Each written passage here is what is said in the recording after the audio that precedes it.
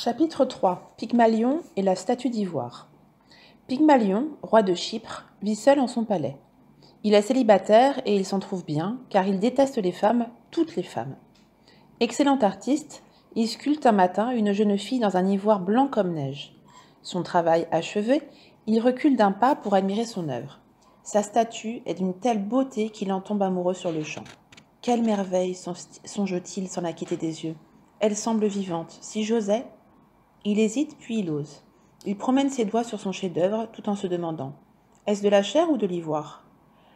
L'amour de Pygmalion pour sa statue grandit de jour en jour. Il lui parle, lui confie ses soucis de roi ou lui demande conseil. Il l'embrasse, s'imagine qu'elle lui rend ses baisers. De temps à autre, il la prend dans ses bras et la caresse longuement. Mes doigts ont-ils abîmé son corps, s'affole-t-il à chaque fois ? Ont-ils laissé des traces ? Idiot que je suis, il n'en est rien. Certains soirs, dans le silence de son palais, il lui offre des balles peintes, des coquillages, de petits oiseaux ou des fleurs de 1000 couleurs. Il l'habille, glisse des bagues à ses doigts, accroche des perles à ses oreilles et des colliers à son cou.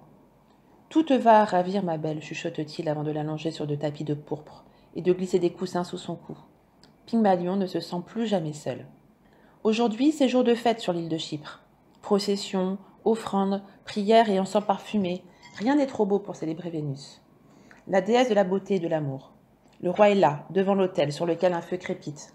Quand la première génisse aux cornes d'or tombe sous le couteau du prêtre, Pygmalion contemple le vaste ciel et murmure bras levés : ô Dieu, ô déesse, puisque rien ne vous est impossible, je vous en supplie, donnez-moi pour épouse une femme semblable à ma statue d'ivoire.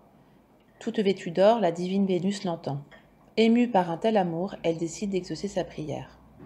De retour en son palais, le roi court embrasser sa statue bien-aimée qu'il n'a pas vue de tout le jour. Tiens, son corps d'ivoire n'est plus froid, mais tiède, remarque-t-il en cajolant sa belle. Je rêve, c'est impossible. Pourtant cet ivoire mollit comme la cire au soleil. Pygmalion attend. Il craint de se réjouir trop vite. Ô divine Vénus, sois remerciée, s'écrie-t-il enfin. Pas d'erreur, ma statue est vivante. Elle est devenue femme, je sens palpiter ses veines.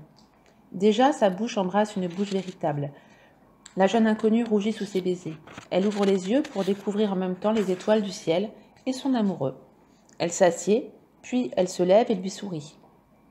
Quelque temps après, Vénus assiste à leur mariage et 9 mois plus tard, à la naissance de leur fille, la princesse Paphos. Depuis ce jour, l'île de Chypre est appelée l'île de Paphos en souvenir du chef-d'œuvre de Pygmalion et de sa reine, la statue devenue femme.